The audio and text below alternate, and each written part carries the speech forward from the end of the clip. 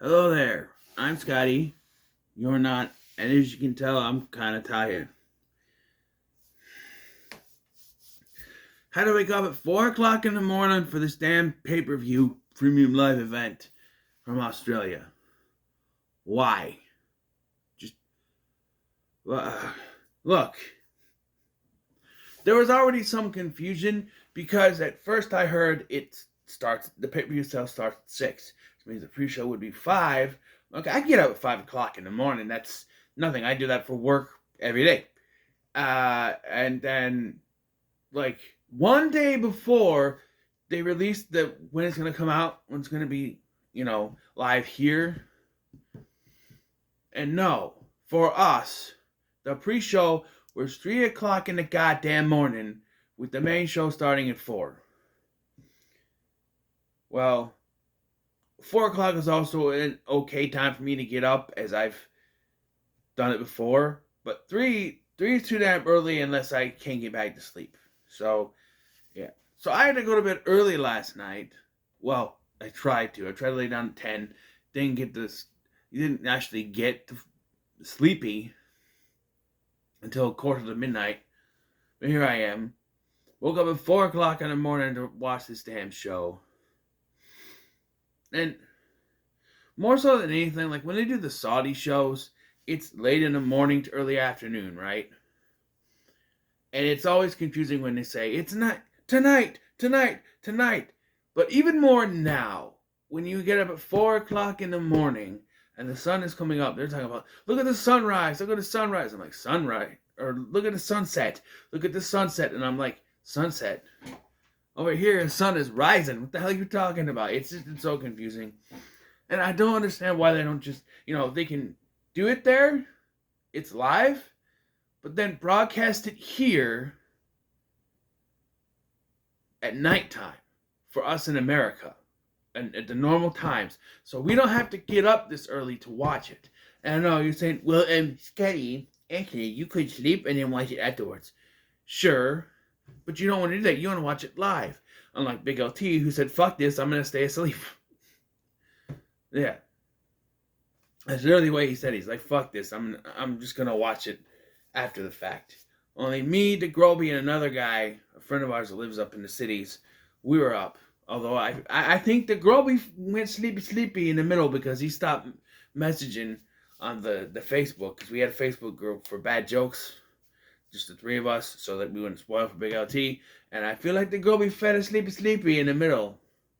Especially since he's a Rhea Ripley stan, and said nothing when she came out. Which, speaking of which, why was that the main event? Other than she's from Australia.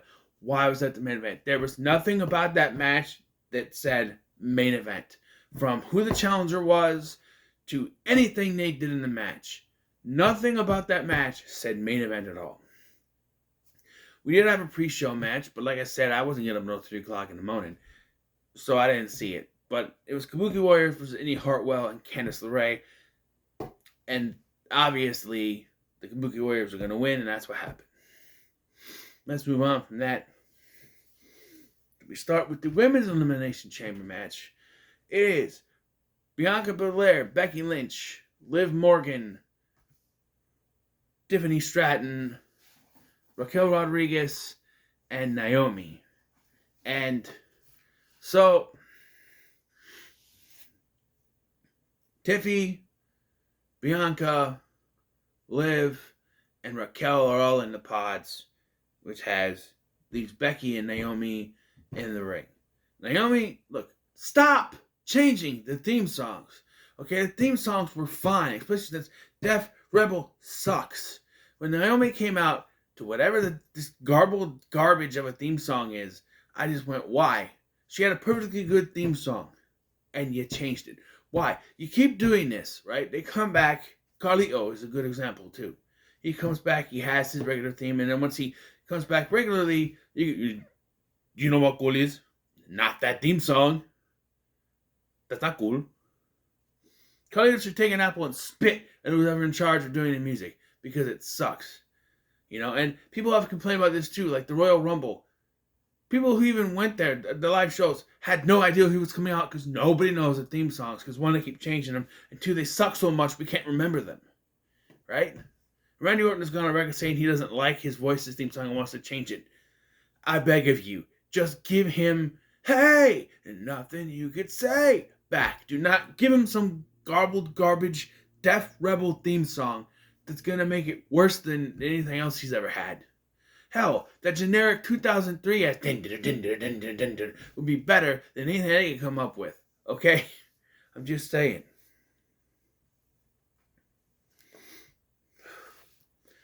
So anyway, we have this match, and the wrong person won. Look, I know it was very obvious who was winning this, because WWE can't help themselves and want to get ahead of the curve. And so they had Becky come out at that press conference kickoff thing and confront Rhea. And obviously everyone went, oh, well, she's winning. And that's what happened. Becky won. But no, that makes no sense. Because ever since last fucking year, the night after WrestleMania, Rhea and Bianca faced each other in the ring, looked at each other, both holding titles, and everyone went, that could be next year's women's main event. And people went, yeah, that could work. And then, disregarding the Becky stuff, when the covers for 2K24 was released, who was on the deluxe edition? Becky and Bianca, which, by the way, is not the actual cover. People keep saying, oh, look, they're on the cover. No, that doesn't count. The actual cover is Cody Rhodes. He's the official cover. That's the deluxe edition. Doesn't count. It wouldn't be on the physical edition. It's just going to be on the digital edition anyway, so it doesn't count. Although, people probably, oh, actually, I got the physical edition of deluxe. Look. Cody is the cover star. They got to be all-inclusive and include women. But with them on that cover, that told me, oh, they're going to go through with this. And then they don't. They don't pull the trigger on that. Instead, Becky wins, which is the most obvious and boring choice in my opinion. WrestleMania, like, the road to WrestleMania is about paving the way for the future. And now, while I didn't expect anyone new to come around, like, even Liv Morgan would be welcome. But I just figured it was building to Bianca versus Rhea. It was a May Classic. I think they fought in the May Classic, and then they've had some other matches, a couple other matches against each other. But this could have been something. Becky Lynch is the most safest and most boring choice you could have done. And speaking of that main event, later on, if you wanted Rhea Ripley to main event this show, why not put Becky against her here and have them face off here and have her beat Becky in a bigger stakes match, right? Because nobody believed Nia Jax was winning that match. You put Becky in there, now it's going to be questionable. Oh, is she going to get upset in her home country? And even though the commentary is trying to sell this to us, that, oh, Nia's big, she can do... No one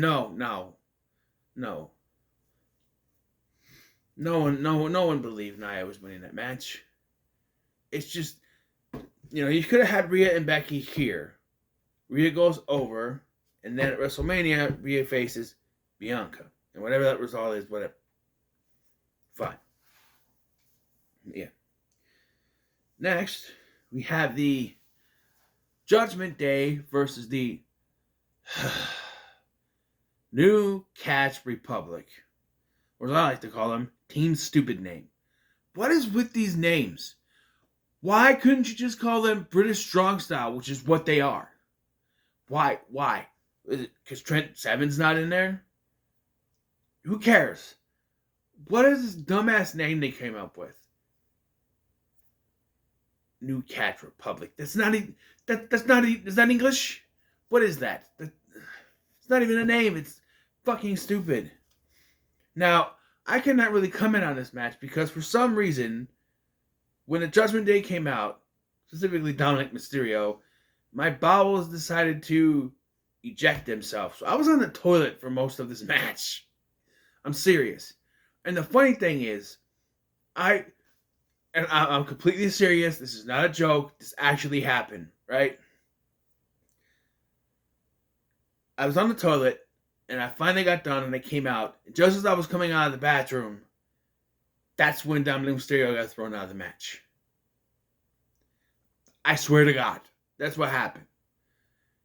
I don't know. My bowels just told me you don't want to eat. You don't want to see Dominic Mysterio, and went to. I don't know. I'm just saying that's what happened. So I can't really comment, but according to my friends who were watching this was a good match, and I won't doubt it because Pete and Tyler, because Dunn and Bate are two of the best in the business. So I don't doubt it for 1 second that this is one of the better matches, but I personally cannot comment on it because I was on a shitter. So blame Dominic Mysterio, I guess. Next, we take a break so we can have the Grayson Waller effect. Now, I get what they were trying to do here, but they need to remember that for them, it's nighttime, evening. Sun's going down.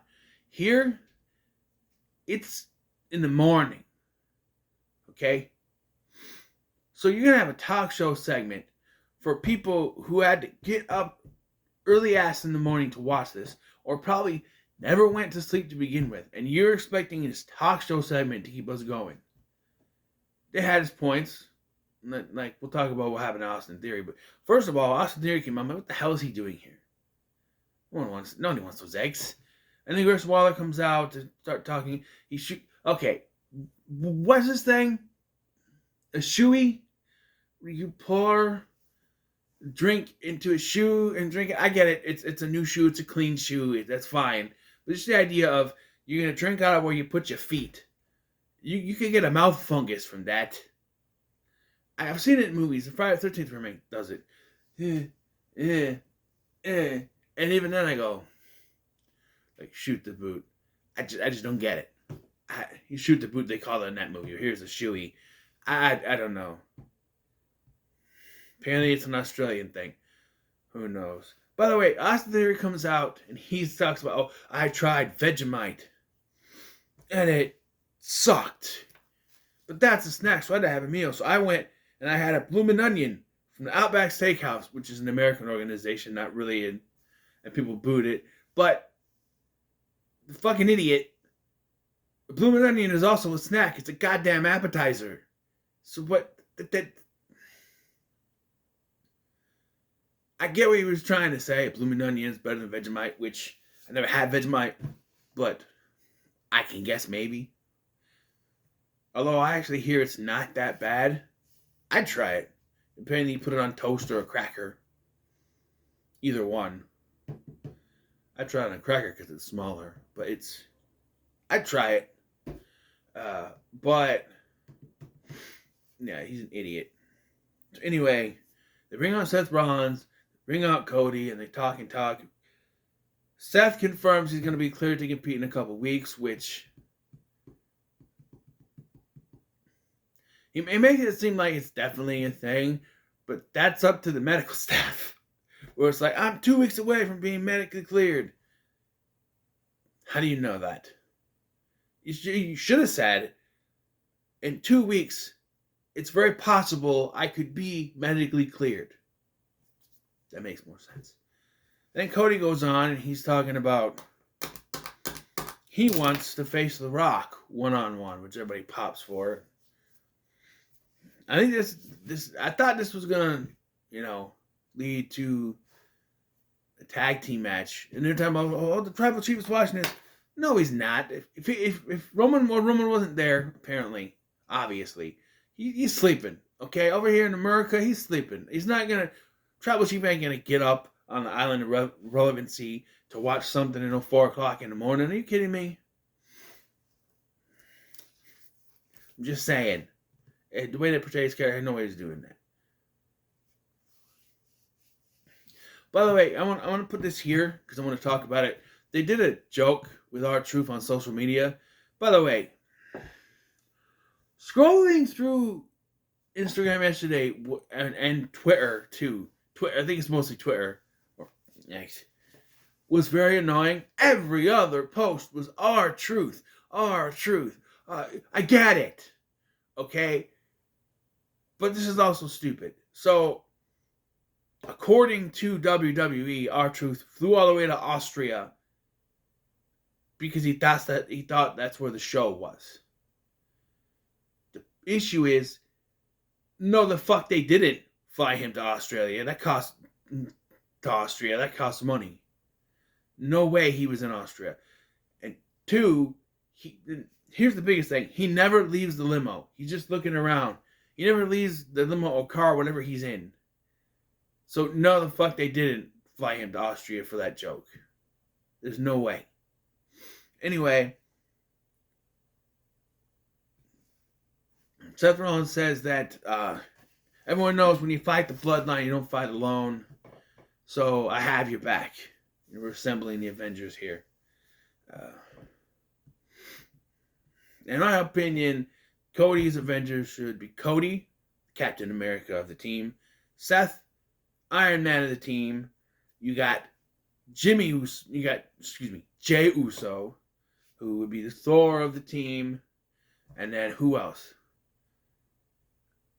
CM Punk wasn't around. CM Punk is injured, so they'll make him the Hulk. Because, Bruce Banner with that arm thing, right? Arm thing! So he's Bruce Banner. He's Bruce Banner, not the Hulk. He's Bruce Banner. Brock Lesnar would be the Hulk if he was allowed to appear on TV.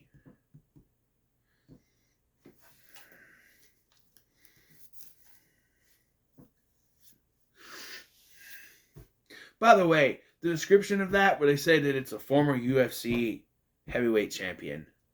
Okay, Ronda was welterweight, but they just said a former UFC champion. How do you know Ronda Rousey's not a secret lesbian? She's not, but I'm just saying. Anyway, so Austin, are we still in this Grayson Waller effect? Austin Theory starts to, quote The Rock. He says, it doesn't matter what you think. You think you're going to beat The Rock? You think, it doesn't matter what you think. And then he starts doing the thing. He's like, he does the 3 Rock things. There's that one, and then there's, finally, Grace Waller has come to Australia. And then, Austin, this is Grace Waller, meant Austin Theory. And then he went to do the, if you somehow, but in the middle of it, he gets thrown into one of the Grayson Waller signs by Cody, and he goes, if you somehow, those right through the thing. I laughed my ass off.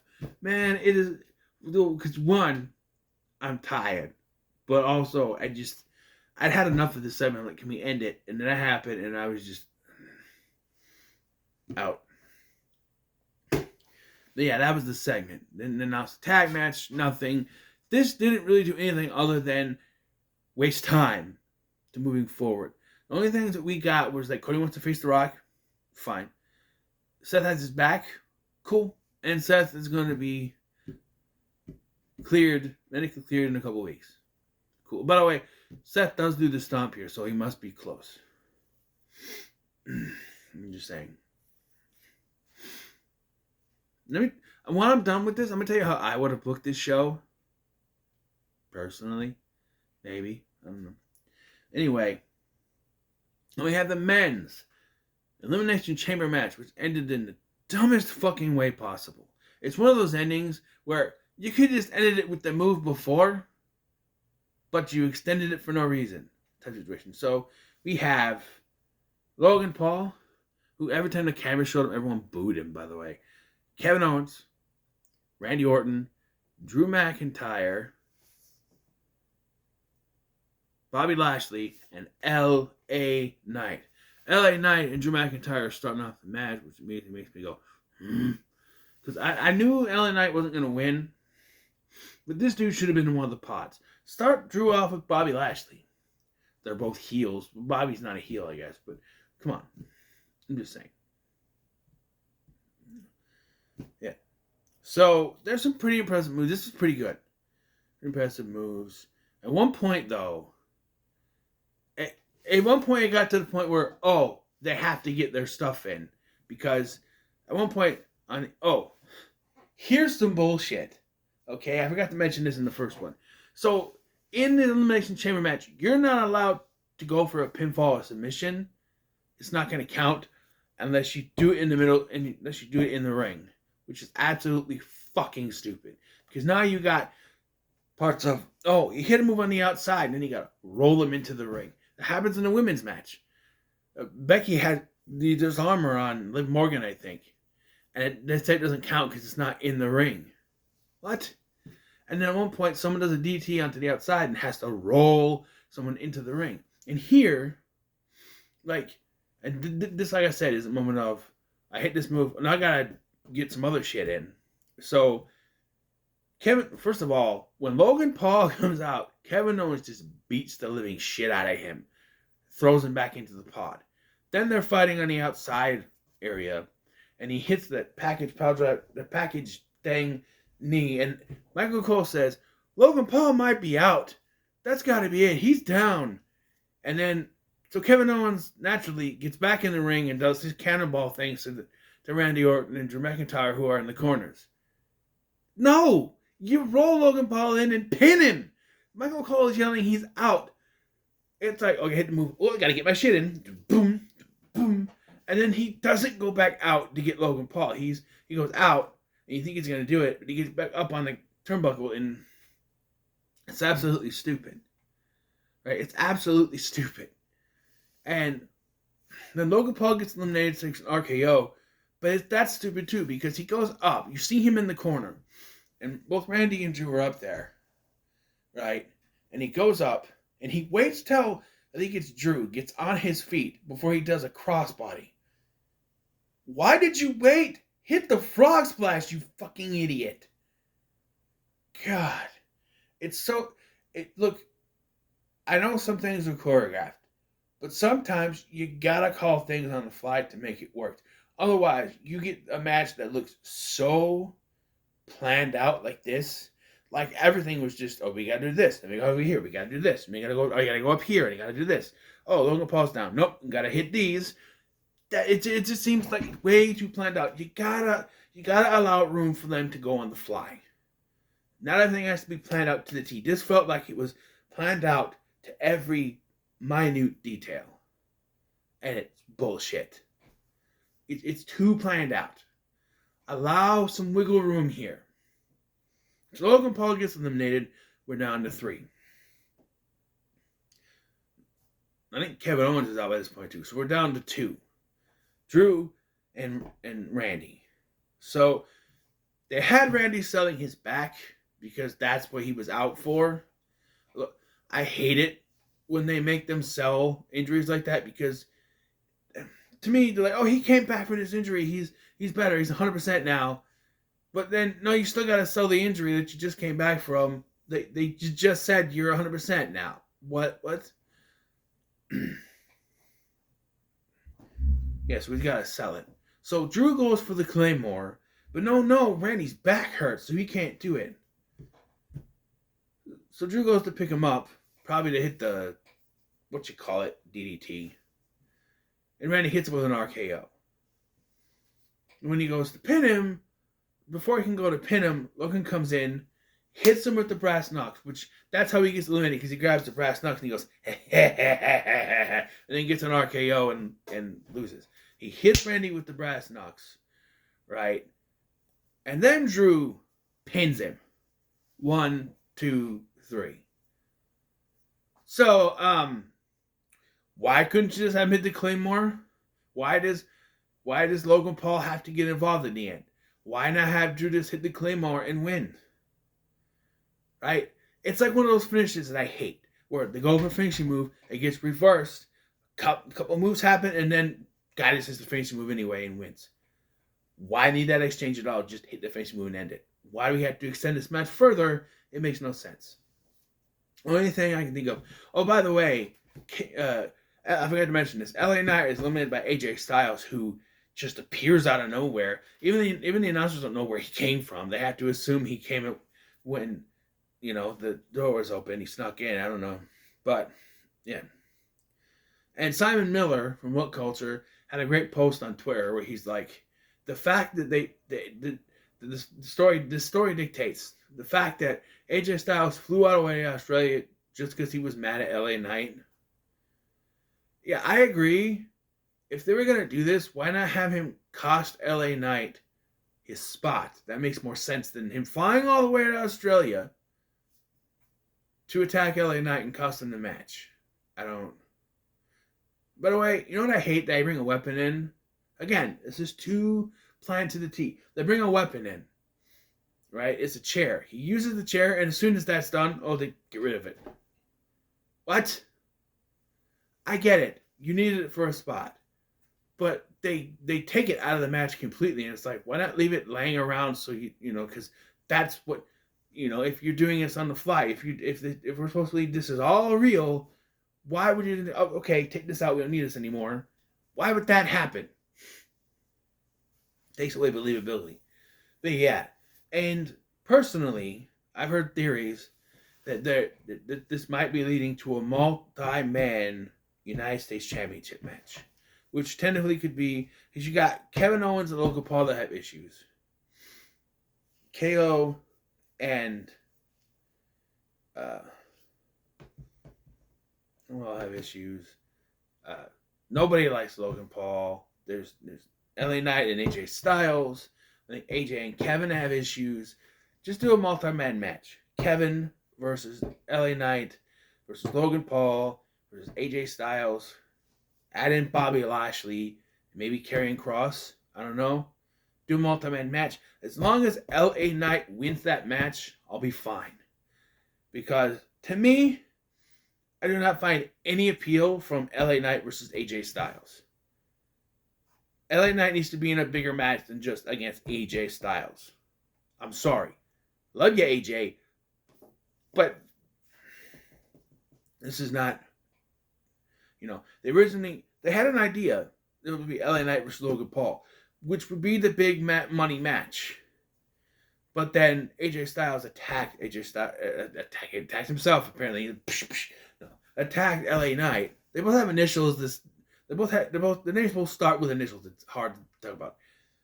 And I'm like, I don't want this match at WrestleMania. I don't want this match at WrestleMania. Do it at Elimination Chamber. No, they didn't. I figured what happened was LA screwed AJ, so AJ's gonna screw LA, and then they're gonna have their match at Elimination Chamber, and then LA's gonna go on to face Logan Paul. No. I don't know. They wanted LA Knight in this match, apparently. And in my estimation, it should be a multi-man match for the U.S. title, and LA Knight should win. Anyway, Drew McIntyre won. Again, the most boring choice, but really out of all of them, he was the only one that worked. To be honest. But he was also the only one from Raw, by the way. Everyone else was from SmackDown. Which, they keep doing this when they do tournaments or qualifying matches. It's Raw and SmackDown. And look, what is the point of a brand split if you don't have people on each roster that can be in that main event picture? And every time you have to set up a tournament or a qualifying for your main title on each brand, you got to do it dual brand because of that. It bugs me. And the brand split has been thrown out the freaking window as of late in the lead up to WrestleMania, this and WrestleMania, for some reason. I don't know. But yeah. Yeah, so Drew's going to WrestleMania to face Seth Rollins. Yay, we already knew it was going to happen. Then we get the terrible main event. I'm sorry, I zoned out on this. Because I just don't see it. If you wanted Rhea Ripley to be in this match, in the main event, put her against Becky here. I said that earlier. Nia is not main event material. Nia just doesn't. She just doesn't. Okay, it just doesn't work. Right? And by the way, because they have to show the freaking replays, she can't cut a promo to save her life. She's terrible. The only one I did like is that she said something about she's always on top of mommy. Let me go, but nice, But I just don't get it. Why Nia? Here's what you should have done: put Nia in an Elimination Chamber match, right? Have her come out last in there, and have everyone else have to team up on her to beat her. That can build her up a little bit, and then you have Becky. Bianca was that match, by the way. You have Becky go against Rhea here, and Rhea beats her here in a bigger main event. That would have been a main event match, not Rhea versus Nia. I'm sorry. Anyone versus Nia is not a main event match. It's not. She just doesn't fit in a main event match.